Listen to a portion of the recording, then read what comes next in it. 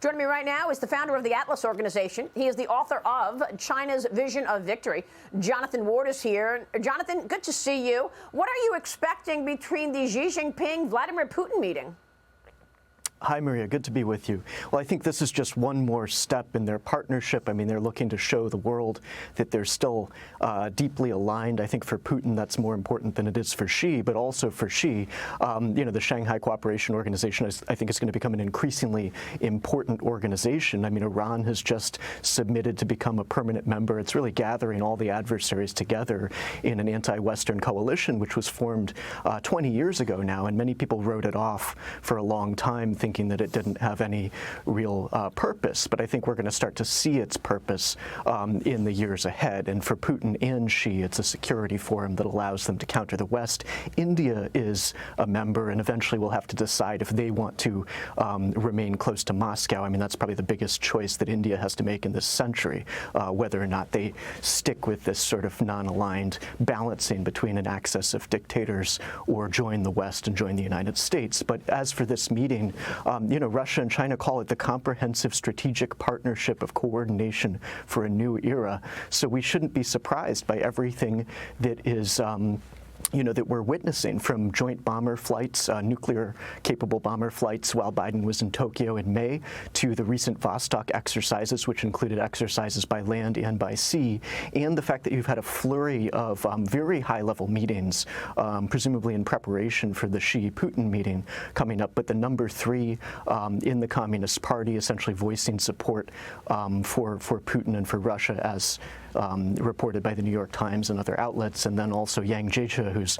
responsible for, really the very bad meeting in Anchorage, earlier this year with our diplomats, is also voicing support for Russia. So I think the point is this axis is really forming now. I mean, the Russia-China partnership has been a long time in the making, and the Ukraine war is absolutely one of the effects of this partnership. And then yep. Taiwan is also, that's a very serious potential situation. Yeah, I want to get to Taiwan in a moment, because we have real concerns about why Taiwan is not getting the weapons that they already paid for. But first, give us your take on how the CCP has taken advantage of the COVID crisis and just continuing to buy up land and infiltrate more countries, including America. The President's National Security Council spokesperson, John Kirby, dodged questions yesterday about China purchasing U.S. land, Jonathan.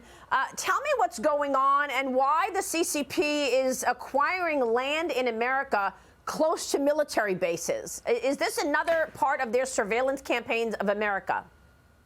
Well, look, I mean, they're acquiring land all over the world for one main purpose is that, China can't feed itself from the inside. I mean, they have to feed themselves and supply energy from, external trade and acquisition. So they're doing it in Latin America and Australia and Africa, and they're doing it here too. And, we definitely don't want to have, farmland owned by an adversary government, certainly near any of our bases. I mean, we still have a problem with, Chinese ICT technology and drones and even cameras that are still used in the U.S., to say nothing of consumer technology that's potentially very invasive for the average American. And all of that really should be done away with. I think CFIUS is going to have to take a broader view of national security here and ensure that there aren't, Communist Party-owned assets in the United States, period, across a very, much broader spectrum when it comes to U.S. security. So certainly they shouldn't own farmland, and they should not own anything near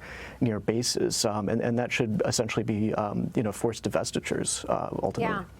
Well, look, it's hard to get your arms around it when you've got the brother of the climate czar, Tony Podesta. John Podesta's brother is the lobbyist for Huawei. I mean, really. Isn't Huawei the main sort of vein of the CCP that's dealing with the surveillance campaign in America and across the world?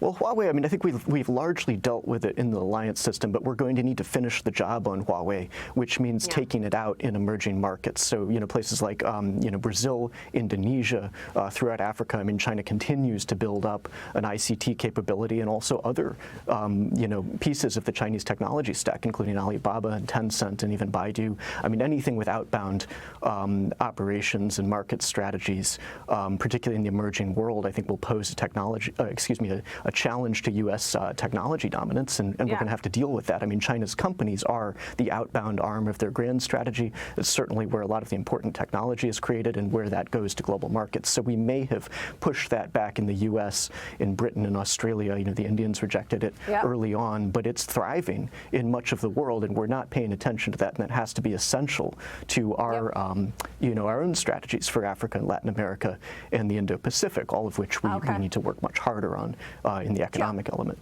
Jonathan, good to talk with you. Thanks very much. Jonathan Ward joining us this morning.